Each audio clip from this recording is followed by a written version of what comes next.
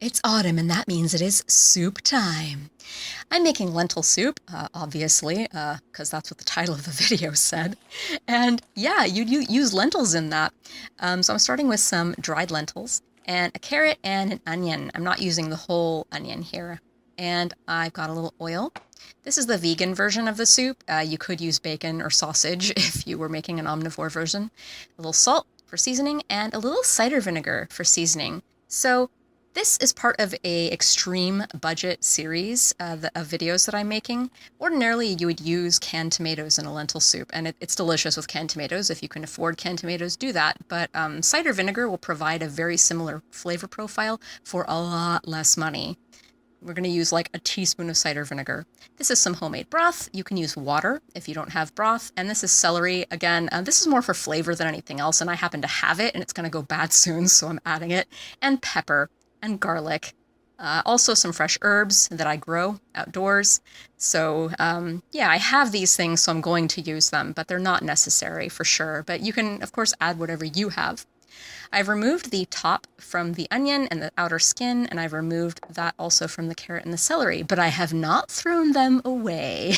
I save, if you haven't been following me, you don't know this, but if you have been following, you know, I save my onion peelings and my carrot peelings and celery tops and bottoms, and I freeze them in old yogurt containers. And after I have gathered enough of them, I turn them into broth. So you can do just these veggie scraps right here. If you're vegetarian, you can just make a vegetable broth with that. Or if you're me, if you're an omnivore, you can also freeze and save chicken bones and add them to make a chicken broth.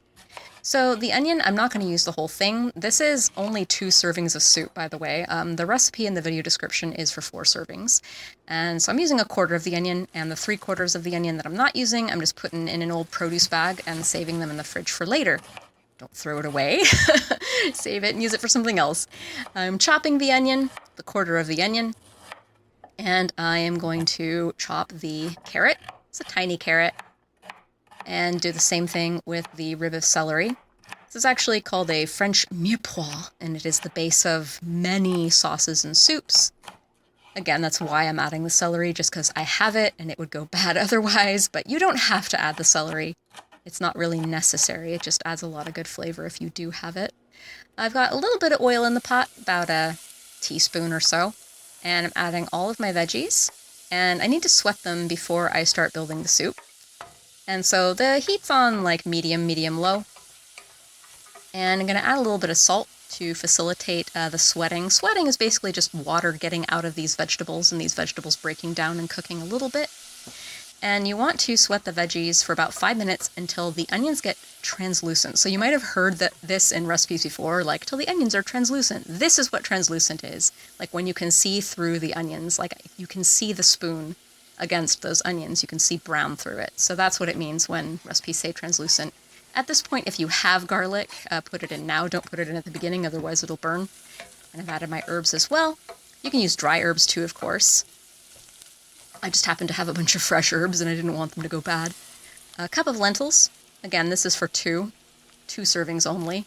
Pepper, and my broth is frozen, that's why it's a big block. You can add water if you don't have broth. It just tastes better with broth, and I happen to have broth, so I used broth.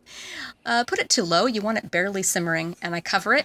If your pot is like mine and does not have a matching lid, just use an old pie tin. And about an hour later, your lentils might be done. It might take a little longer than that, but check them after an hour. See, that's a nice gentle simmer. And stir it, and the best way to test your lentils for doneness is to just have a taste. Get a spoonful, taste it, and at the same time, while you're checking for doneness, you can see if it needs more salt, and mine did. And at this point, your soup is just about done. We just need to add a splash of that cider vinegar, because again, we were saving a lot of money by not using tomatoes. And there you have it. Your soup is basically done. I'm tasting it again, and it was delicious. And if you serve it with something floury or grainy, like I have homemade flour tortillas on the side and some parsley from my garden, you're making a complete protein. And behold, it's lentily soupy goodness.